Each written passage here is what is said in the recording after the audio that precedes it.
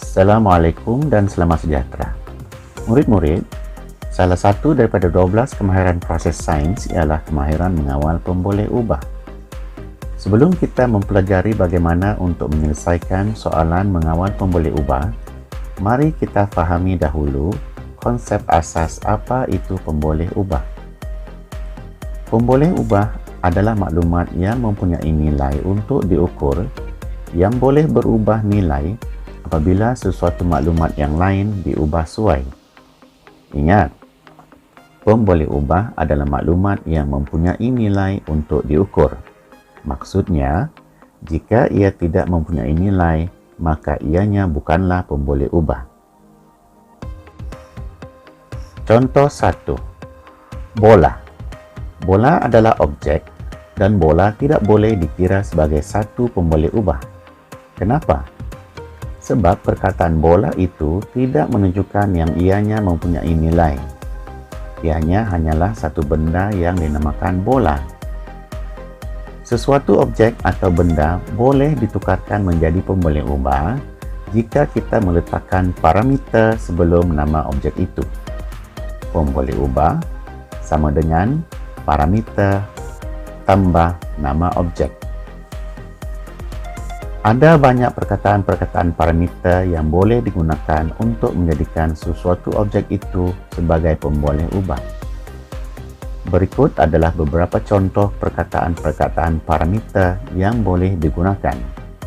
Jenis, saiz, jumlah, suhu, bilangan, massa, bentuk, isi padu, panjang, berat, tinggi, paras, ratus, dan banyak lagi perkataan parameter yang lain. Bagi contoh bola tadi, bola boleh dijadikan sebagai pemboleh ubah jika bola itu mempunyai parameter seperti jenis bola, saiz bola, berat bola, dan sebagainya. Contoh 2. Air. Adakah air ini pemboleh ubah? Jawapannya tentulah tidak. Bagaimana menjadikan air sebagai satu pemboleh ubah? Ya, kita letakkan perkataan parameter sebelum perkataan air itu.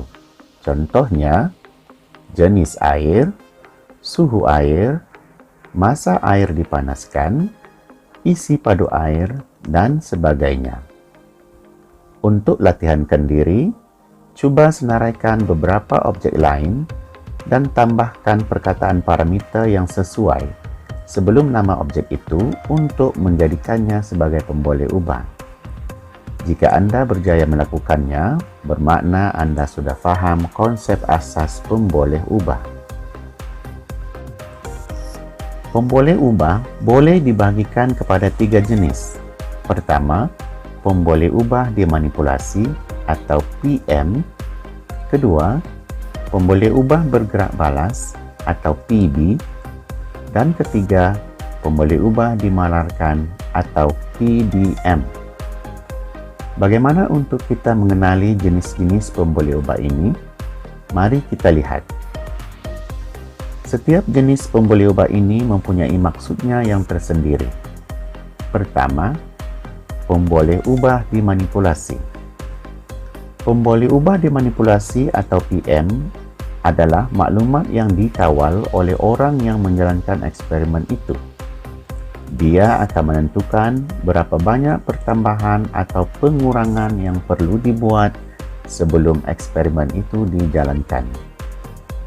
Cara untuk mengenal pasti pemboleh ubah dimanipulasi atau PM ini di dalam ayat soalan ialah dengan mencari perkataan-perkataan kunci atau keywords seperti berbeza, berlainan, atau tidak sama. Perkataan-perkataan kunci atau keywords ini akan membantu kita mengenal pasti pemboleh ubah dimanipulasi atau PM. Kedua, pemboleh ubah bergerak balas. Pemboleh ubah bergerak balas atau PB adalah maklumat yang berubah sendiri, kesan daripada pertambahan atau pengurangan yang dibuat kepada pemboleh ubah dimanipulasi tadi. Nilai-nilai pemboleh ubah bergerak balas ini hanya akan dapat dilihat apabila sesuatu eksperimen itu telah selesai dijalankan. Cara untuk mengenal pasti pemboleh ubah bergerak balas atau PB ini di dalam ayat soalan ialah dengan mencari perkataan-perkataan kunci atau keyword seperti dicatatkan, direkodkan, disukat, diukur, atau diperhatikan.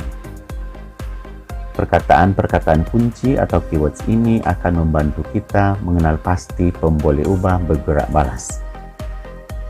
Ketiga, pemboleh ubah dimalarkan. Dalam satu eksperimen, kita hanya perlu ada satu pemboleh ubah dimanipulasi dan satu pemboleh ubah bergerak balas sahaja. Pemboleh ubah yang lain hendaklah dikekalkan sama bagi menghasilkan suatu uji kaji yang berjaya. Jika terlalu banyak pemboleh ubah yang diubah atau diperhatikan, kemungkinan eksperimen itu akan terganggu dan tidak berjaya. Pemboleh ubah dimalarkan atau PDM adalah semua maklumat yang tidak diubah dalam eksperimen itu. Pemboleh ubah dimalarkan boleh lebih dari satu jawapan.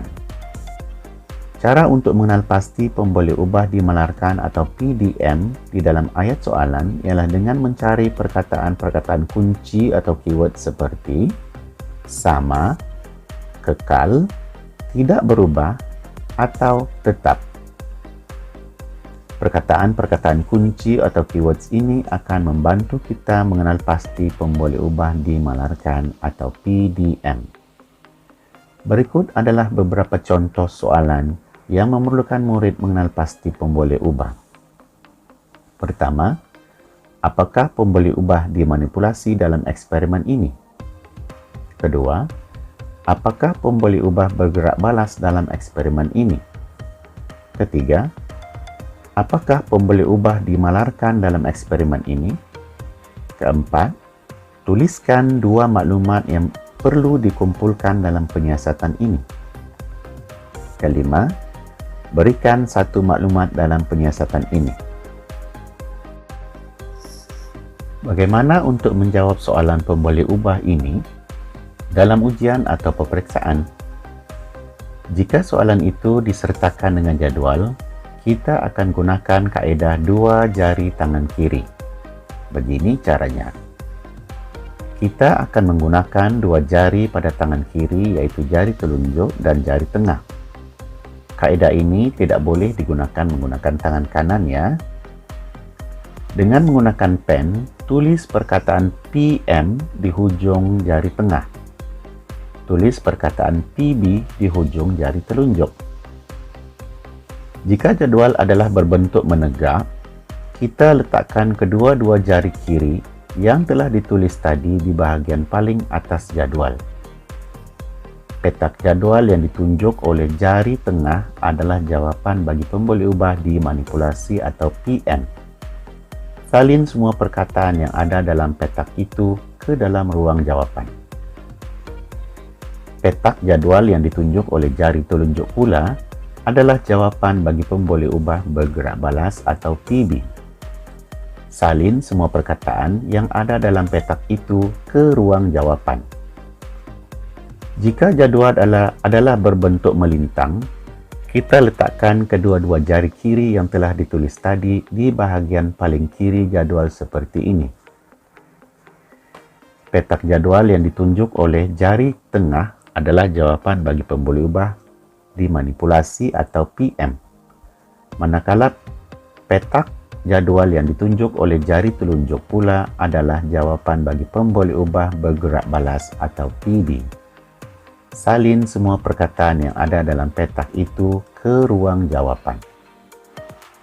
Untuk pemboleh ubah dimalarkan atau PDM, kita terpaksa menggunakan kaedah asas, yaitu dengan membaca ayat soalan dan kenal pasti maklumat-maklumat yang dikekalkan, sama, tidak berubah atau tetap. Salin maklumat tersebut ke ruang jawapan. Bagaimana murid-murid? Senang kan kaedah ini? Sekarang, mari kita coba selesaikan beberapa soalan menggunakan kaedah ini.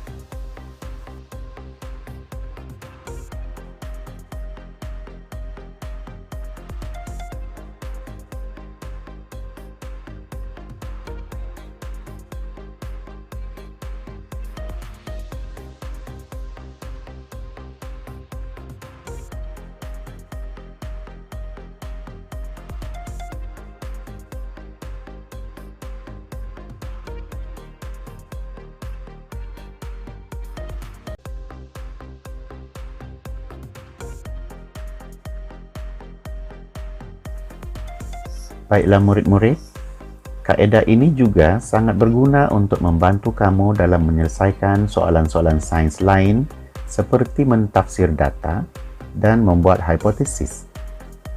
Cikgu akan kongsikan caranya dalam sesi yang akan datang. Cukup setakat ini dahulu perkongsian kita mengenai tajuk pemboleh ubah. Sehingga bertemu lagi. Bye!